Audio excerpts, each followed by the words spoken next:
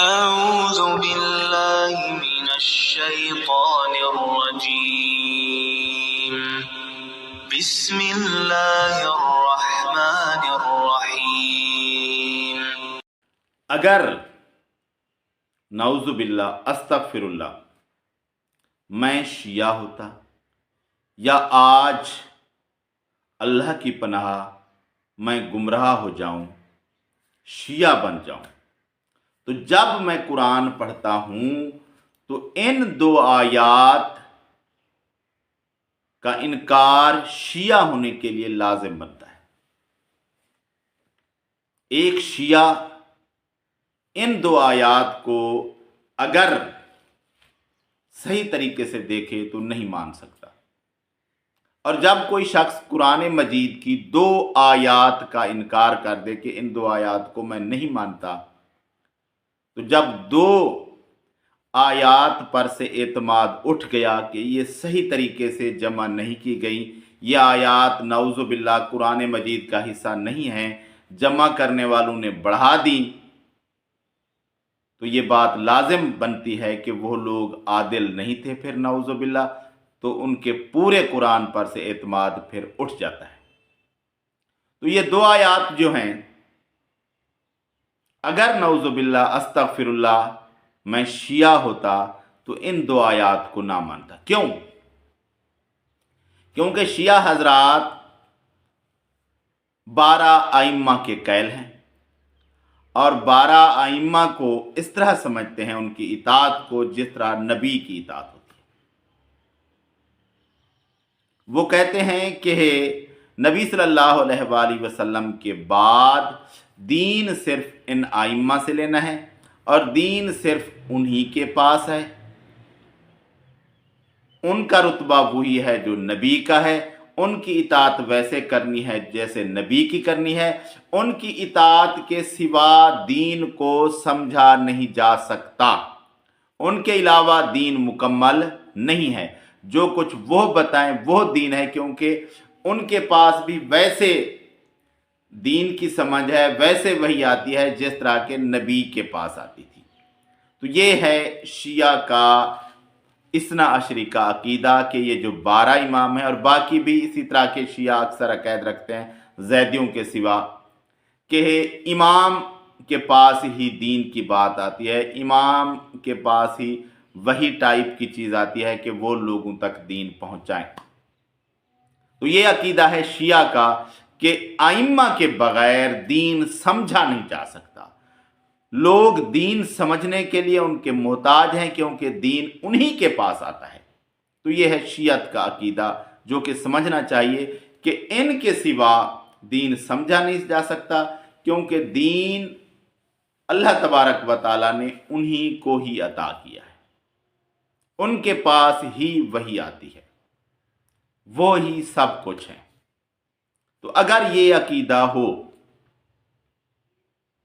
کہ نبی کے بعد امام کی ضرورت ہے، نبی کے بعد امام کی پیروی لازم ہے،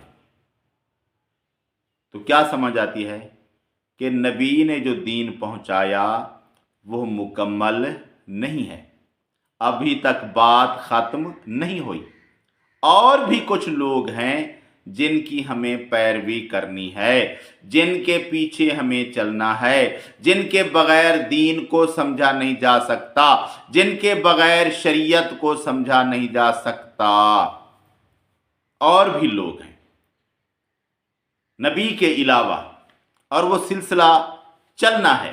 کچھ کے نزدیک ابھی تک امامت چل رہی ہے جیسے اسماعیلیوں کے نزدیک، اور کچھ کے نزدیک 12واں امام غیب ہے، 11 گزر گئے تو وہ بھی امامت یعنی کہ ابھی تک چل رہی ہے۔ تو نبی تک دین کی بات مکمل نہیں ہو جاتی، وہاں تک دین سارا سمجھ نہیں آتا، ان کی ضرورت ہے، ان کے محتاج ہیں ہم۔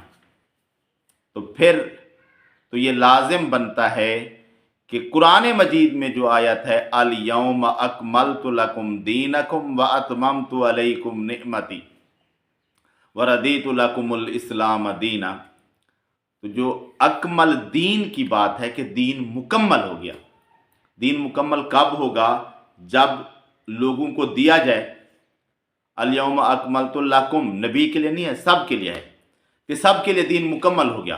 कुरान मजीद में ये आयत बताती है कि दीन नबी ने पहुंचा दिया, अब सारे का सारा दीन मुकम्मल हो गया। अब लोगों ने इसी दीन पर अमल करना है। जब दीन नबी ने पहुंचा दिया, सब लोगों ने उसी पर अमल करना है। नमाज भी बता दी, रोज़ा भी बता दिया, हज भी बता दिया, ज़कात भी बता दी, सारे मसाइल समझा दिए, अब उन्हीं पर अमल करना है, ये आयत बताती है। लेकिन जो इमामत है वो ये बताती है कि नहीं, इमाम भी हैं, उनसे दीन लेना है। आयत तो कह रही है कि दीन मुकम्मल हो गया, ख़त्म नबुवत होगी, ख़त्म नबुवत वाली भी आयत है, लेकिन उसकी वजाहत इस आयत से वाज़े हो जाती है कि दीन मुकम्मल हो गया। जब आइम्मा हैं, दीन उन्हीं से लेना है, तो ये आयत फिर नहीं बचती मानने के लिए कि दीन मुकम्मल हो गया। तो इस आयत में जो तकमील की बात है वो इमामत से खारिज हो जाती है। जब इमामत है, इमाम के मोहताज हैं, तो दीन तो हमें मुकम्मल नहीं मिला। फिर दीन की तकमील कहते हैं कि इमाम के साथ है। भाई इमाम के साथ है, कोई रहता है ना, तकमील तो फिर ना हुई। जिस तरह पहले पैगंबर थे, दीन आता रहा, इस्लाम की तकमील अब हुई ना। पहली किसी शरीयत में तकमील नहीं रखी गई, शरीयतें रखी गई हैं, लेकिन इस्लाम की तकमील अब जाकर हुई। तो जब इमामत है तो इसका मतलब है कि तकमील नहीं है। तो जब इमामत को मानना है, शिया बनना है, तो लाजमी बनता है कि इस आयत का इनकार करना पड़ेगा। अस्तगफिरुल्लाह, नाउज़ु बिल्लाह। क्योंकि इमामत का सिलसिला चल रहा है, दीन समझाने वाले चल रहे हैं, शरीयत पहुंचाने वाले चल रहे हैं। सिर्फ समझाने वाले नहीं, शरीयत पहुंचाने वाले अभी चल रहे हैं। उनके बगैर शरीयत समझी ही नहीं जा सकती। शरीयत जो नबी ने समझाई, अगर वही समझाई हुई बात भी आ जाए फिर भी आप नहीं समझ सकते, आप इमाम के मोहताज हैं। तो फिर ये आयत, अगर इमामत है, नाउज़ु बिल्लाह, अस्तगफिरुल्लाह, तो फिर ये आयत फिट नहीं आती। इसके अलावा दूसरी आयत है, अल्लाह तबारक व तआला कुरान मजीद सूरह निसा के अंदर फरमाता है, या अय्युहल्लज़ीना आमनू अतीउल्लाह व अतीउर रसूल व उलिल अम्र मिनकुम फ़इन तनाज़अतुम फ़ी शैइन फ़रुद्दूहु इलल्लाहि वर रसूल। अल्लाह की इताअत करो, अल्लाह के रसूल की इताअत करो, उलिल अम्र की इताअत करो। फ़इन तनाज़अतुम फ़ी शैइन फ़रुद्दूहु इलल्लाहि वर रसूल, ये जो टुकड़ा है ना आखिर, फ़इन तनाज़अतुम फ़ी शैइन फ़रुद्दूहु इलल्लाहि वर रसूल, अगर तुम्हारा किसी शय में इख्तलाफ हो जाए तो उस बात को फिर किस तरफ लौटाना है, अल्लाह की तरफ, रसूल की तरफ। आगे उलिल अम्र की फिर बात नहीं है।